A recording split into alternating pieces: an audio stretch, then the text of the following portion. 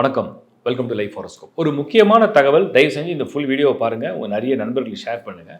நான் ஏற்கனவே ஜனவரி 2026 குளோபல் ட்ராவலை பற்றி ஒரு ப்ரிடிக்ஷன் கொடுத்துருந்தேன். அதே மாதிரி நிறைய குழப்பங்கள் நடந்தது. அண்ட் 2026 மார்ச்சில் குரு பயிற்சியை பற்றி ஒரு வீடியோ அப்லோட் பண்ணும்போது global economy, Indian economy, world ஃபுல்லாக இருக்கக்கூடிய பொருளாதாரம் என்ன மாதிரி முடங்க போகுது, அதை பற்றி நான் நிறைய வீடியோ கொடுத்துருந்தேன். இப்போ அது கிட்டத்தட்ட உண்மையாகிட்டு வருது.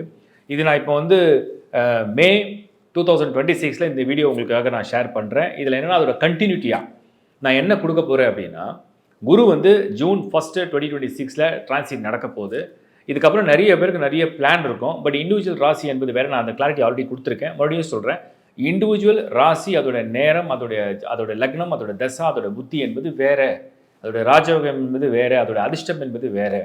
உலகளாவிய இந்த கிரக நகர்வுகளால் ஏற்படக்கூடிய மாற்றங்கள் என்பது வேறு. அது நன்மையும் இருக்கும், தீமையும் இருக்கும். அதில் ஒரு சிலருக்கு அட்வான்டேஜாக இருக்கும், ஒரு சிலருக்கு டிஸ்அட்வான்டேஜாக இருக்கும். இதுதான் நீங்கள் புரிஞ்சுக்க போகிறீங்க. இப்போ இந்த வீடியோ என்ன ஷேர் பண்ணுறேன் அப்படின்னா, ஏற்கனவே ரீசெண்டாக ஒரு வீடியோ நான் லாஸ்ட் மந்த் கொடுத்துருந்தேன். உலகம் ஃபுல்லாக இந்த கால சர்ப தோஷம் நடக்க போகுது. அதுக்கு ஒரு டேட் நான் மார்க் பண்ணியிருந்தேன். அப்போவும் நான் ஒரு வீடியோவில் சொல்லியிருந்தேன்.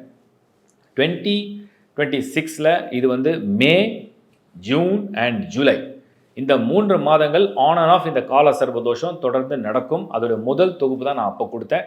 அப்போ நிறைய விஷயங்கள் தயாராச்சு.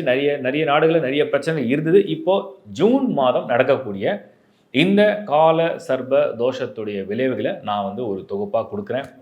அதாவது 7th ஜூன், இந்த டேட்டை பாருங்கள். 7th ஜூன்லேருந்து 17th ஜூன், இந்த டேட்டுக்குள்ளே 7th ஜூன்லேருந்து 17th ஜூனுக்குள்ளே இந்த இடைப்பட்ட காலங்களில் ஆல்மோஸ்ட் ஆல் த பிளானட்ஸ், சந்திரன் உட்பட, அதாவது சனி, செவ்வாய், சூரியன், புதன், சுக்கிரன், குரு, சந்திரன் உட்பட எல்லாருமே இந்த ராகு கேதுக்குள்ளேயே இருப்பாங்க. இதுதான் கால சர்வ தோஷம். இது ஜூன் மாதம் 7லேருந்து 17க்குள்ளே நடக்கக்கூடிய ஒரு நிகழ்வு. இது செகண்ட் பார்ட். ஃபஸ்ட்டு நான் மேலே கொடுத்தேன். இப்போது ஜூனுக்குண்டானதை கொடுக்குறேன். அதுக்கப்புறம் ஜூலைக்கும் ஒரு டேட் இருக்குது, அதையும் கொடுக்குறேன். சரி, இந்த 17க்கு அப்புறம் சந்திரன் விலகி போனாலுமே கூட வெறும் சந்திரனை தவிர மற்ற கோள்கள் அதுக்குள்ளே தான் இருக்குது.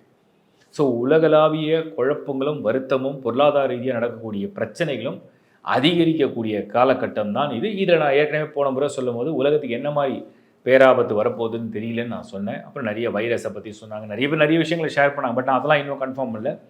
உலகமே இது திடீர்னு ஒரு முடக்கம் மாதிரி பண்ணும். திடீர்னு எல்லாருக்கும் ஒரு தேவை மாதிரி ஒன்று வரும். இல்லை ஏதாவது ஒரு நோயோ, இல்லை ஏதாவது ஒரு பிரளயமோ, இல்லை இயற்கை சீற்றமா, இல்லை எப்படிப்பட்ட ஏதாவது வைரஸா, என்னென்னு நம்மளால் யூகம் பண்ண முடியாது. அதுதான் கேது. கேது எப்படின்னா, நாம் ஒன்று நினச்சோம்னா அது நினைக்காத விஷயங்களை பண்ணுறது தான் கேது. வித்தியாசமான ஒரு கிரகம். கேது ஒரு ஒரு உலகத்தில் ஒரு விஷயத்தை அழித்து வேற ஒன்றை உருவாக்குற சக்தியோடு இருக்கிற ஒரே கிரகம் கேது. இதுதான் நம்ம சொல்லுவோம் ஒரு டிரான்ஸ்ஃபர்மேஷன். எப்படி இந்த லார்ட் சிவா இந்த உலகத்தில் மனித பிறவியில் பிறப்புன்னு ஒன்று கொடுத்தா இறப்புன்னு ஒன்று இருக்குது, இறந்த பிறகு மறுபிறவின்னு ஒன்று இருக்கோ, அது மாதிரி தான் இந்த கேதுவுடைய கேரக்டர். இப்போது ஜூனில் 7th to 17th இந்த கால சர்ப தோஷ காலங்கள் நடக்கும் பொழுது நீங்கள்லாம் கொஞ்சம் கவனமாக இருக்கிறதுனால பொதுவாக இது எதாவது நான் ஷேர் பண்ணி, இது யாரும் தனிப்பட்ட முறையில் பயன்படுத்துறதுக்கோ, இது யாருக்கும் தனிப்பட்ட முறையில் இது தாக்கம் செய்யுங்கிறது. இது உலகளவிய மாற்றங்கள். ஃபஸ்ட்டு எல்லாரும் புரிஞ்சிக்க வேண்டிய விஷயம், முதலீடு, இன்வெஸ்ட்மெண்ட், பணம் கையில் இருக்குது, கஷ்டப்பட்டு சம்பாதிச்சிருக்கீங்க, சேவிங்ஸ் வச்சுருக்கீங்க, லோனை பெருசாக போக போகிறீங்க, இல்லை முதலீடு பண்ண போகிறீங்க, இன்வெஸ்ட்மெண்ட் பண்ண போகிறீங்க, பெரிய பிளான் இருந்தால் கொஞ்சம் யோசித்து நிதானமாக பொறுமையாக செய்யலாம்.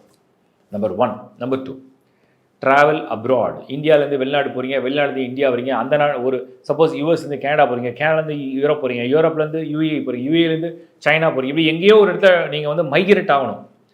அந்த மைக்ரேட் ஆகும்போது நல்லா பிளான் பண்ணி யோசித்து அது கரெக்டான கொஞ்சம் நல்லா எல்லாம் ஒர்க் பண்ணி பார்த்து ஷிஃப்ட் ஆகுங்க. ஏன்னா குரு ஃபேமிலியாக ஷிஃப்ட் ஆகிறத பற்றி நான் சொல்கிறேன். ஃபேமிலியாக. அடுத்தது இந்த குரு கேதுவோட நெருங்கி இருக்கிறதுனால மெயினாக ஸ்டூடெண்ட்ஸ்க்காக நான் சொல்கிற முக்கியமான விஷயம், நீங்கள் அப்ராடில் போய் படிக்கணும், வேறு ஊரில் போய் படிக்கணும், வேறு கண்ட்ரியில் போய் படிக்கணும், வேறு யூனிவர்சிட்டி இதெல்லாம் டார்கெட் பண்ணிங்க, அதுக்கு ஒரு எஜுகேஷன் லோன் போட போகிறீங்க. அது எந்த கண்ட்ரி, என்ன அதோடைய ஃப்யூச்சர் எல்லாம் பிளான் பண்ணி கொஞ்சம் திங்க் பண்ணி செய்யுங்க.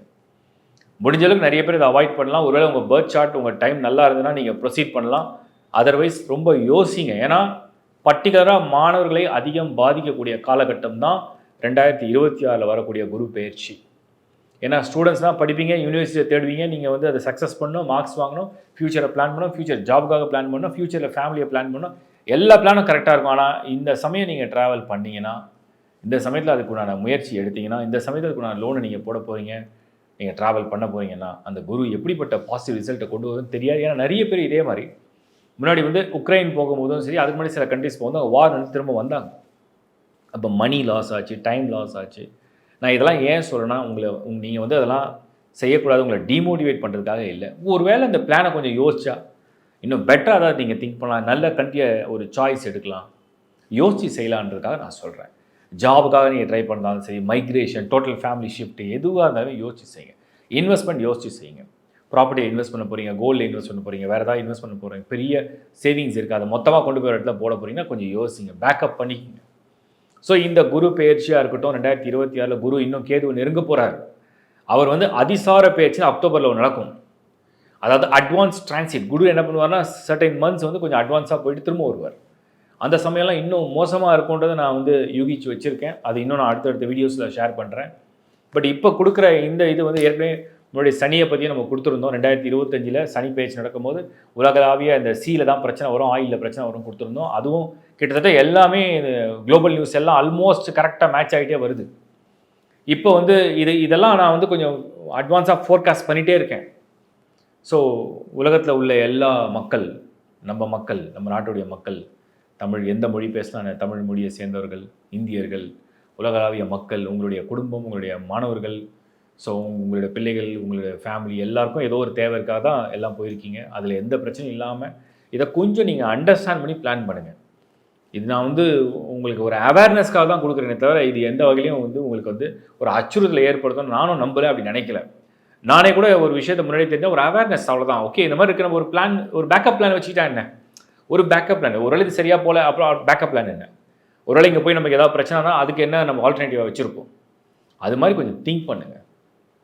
இப்போ நான் மார்க் பண்ணுறது 7th ஜூன்லேருந்து 17th ஜூன் வரைக்கும் உள்ள கால சர்வ தோஷம். அண்ட் பொதுவாகவே ஃபைனான்ஷியல் டேர்ம்ஸில் உங்களுக்கு வந்து ரொம்ப ஜாக்கிரதையாக முடிவெடுங்க. ஏன்னா இது ஏற்கனவே குரு பேஜ்லன்னு சொல்லிட்டேன். அந்த வீடியோவும் இப்போது ஒரு காம்போவோட அப்லோட் பண்ண போகிறோம், அதுலேயும் பார்த்து புரிஞ்சுக்க. தேங்க்ஸ் ஃபார் வாட்சிங் லைஃப் ஹாரோஸ்கோப். தொடர்ந்து பாருங்கள். நான் மறுபடியும் வேறு ஏதாவது அப்டேட்ஸ் கொடுங்க. அப்புறம் ஒன் மோர் திங், நிறைய பேர் இந்த கோல்டை பற்றி கேட்டிங்க. நான் ஒன்று சொல்கிறேன், கேட்டுங்க. அன்சர்டனாக இருக்கும், ஏறும் இறங்கும் அன்சர்டனாக இருக்கும். But most probably global economic collapse ஆக போகுது அப்படின்னா, பொருளாதார நெருக்கடி வந்தால் திடீர்னு அகல பாதாளத்துக்கும் அது திடீர்னு மேலே ஏறும், எப்படி வேணால் மாறும். இது வந்து ப்ரிடிக்டபிளாகவே இருக்காது, அன்சர்டனாக இருக்கும். அதனால் எதுவாக இருந்தாலுமே சிந்திச்சு செய்யுங்க. மார்க்கெட் ஒரு மாதிரி ஒரு அன்ஈவனாக இம்பேலன்ஸ்டாக போக போகுது. அதனால் முடிஞ்ச அளவுக்கு உங்கள் பேக்கப் என்னென்னா உங்களுடைய சேவிங்ஸ் தான். அதுதான் உங்களை காப்பாற்றும், தக்க வச்சுக்கோங்க. மீண்டும் ஒரு நல்ல வீடியோ உங்களை சந்திக்கிறேன். என்னால் எனக்கு வந்து எல்லாமே தெரியும்னு நான் சொல்லலை. எனக்கு தெரிஞ்சது, என்னால் என்ன யூகம் பண்ண முடிஞ்சதோ அதை அவங்களோட ஷேர் பண்ணியிருக்கேன். மேக்ஸிமம் உங்கள் ஃப்ரெண்ட்ஸு ரிலேட்டிவ்ஸ்லாம் ஷேர் பண்ணுங்கள், அவங்களுக்கு ஏதாவது வகையில் இது பயன்படட்டும். தேங்க்ஸ் ஃபார் வாட்சிங் லைஃப் ஹாரோஸ்கோப். உங்களிடம் விடைபெறுகிறேன். மீண்டும் ஒரு நல்ல சந்திக்கிறேன். Is bye from Shankar Narayan. வணக்கம்.